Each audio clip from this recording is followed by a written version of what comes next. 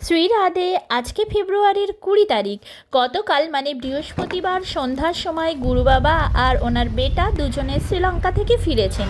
ওনারা এয়ারপোর্ট থেকে বেহালাতে আমার এক গুরু ভাই আশিসদার গৃহপ্রবেশের অনুষ্ঠানের জন্য ওনাদের বাড়িতে গিয়েছেন, আর আমরা এসেছি সকালে। তো এইটা ওনাদের নতুন গৃহ আর এইটা ঠাকুর ঘর। তো আমি এসে আগে গুরু বাবার দর্শন করলাম আর আরতি শুরু করলাম, আর আমরা সকল গুরু ভাই বোনরা মিলে একসঙ্গে গুরুদেবের আরতি করলাম। তো তোমরাও একটু গুরুদেবের আরতি দর্শন করো।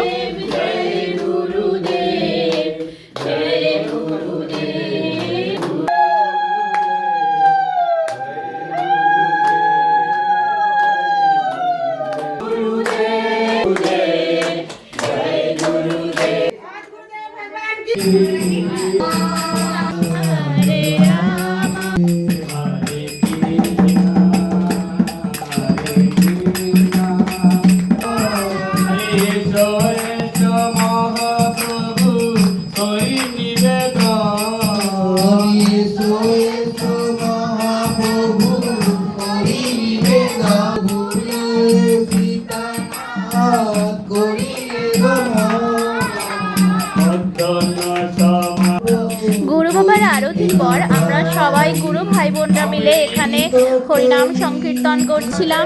তারপর এখানে গুরুদেব ভোগ লাগিয়েছিলেন, তো আমরা সবাই মিলে ভোগের গানও এখানে গাওয়া হচ্ছিল। তারপর বাবা এখানে আরতি করছিলেন, তো আরতি দর্শন করো তোমরা সবাই।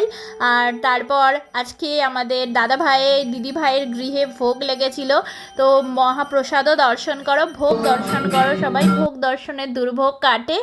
আর তারপর আমরা সবাই মিলে এখানে প্রসাদ পেতে বসে গেলাম।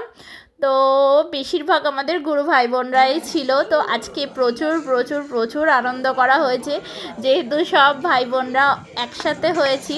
তো এরকম মাঝে মাঝে যখন আমরা সবাই একসাথে হই তো তখন আমাদের খুবই আনন্দ হয়।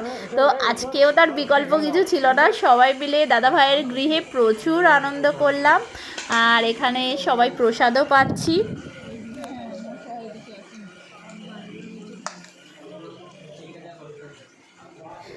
তো তারপর বিকেলে গুরু বাবা আজকে আমাদের একটা নিজে হাতে নতুন একটা প্রসাদ বানিয়ে পাওয়ালেন, শ্রীখণ্ড। আর তারপর গুরুদেবের বিদায়ের পালা। তো দাদা ভাই দিদি ভাই দুজনে আরতি করছেন, বাবা এবারে রওনা দেবে। তো এই যে বাবা এখন চলে যাচ্ছেন দাদা ভাইদের গৃহ থেকে লক্ষ্মীনারায়ণপুরের আশ্রমে। তো আমরাও সবাই গুরুদেবের বিদায় দেব, আর তারপর আমরাও সব একে একে যে যার বাড়িতে ফিরব। তো আজকে সারাদিন আমরা ভগবানের নাম গানের মধ্যে দিয়ে অনেক আনন্দ করলাম, আর ভিডিওটা এই অবধিই থাকলো।